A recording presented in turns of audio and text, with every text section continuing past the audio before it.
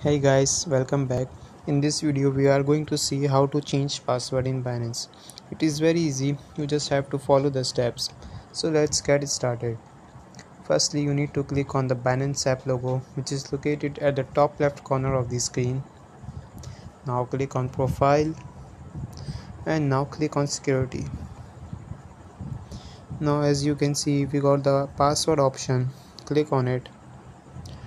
Now it says that when you change the password for the 24 hours, you are not going to sell anything on P2P, neither you can withdraw any amount.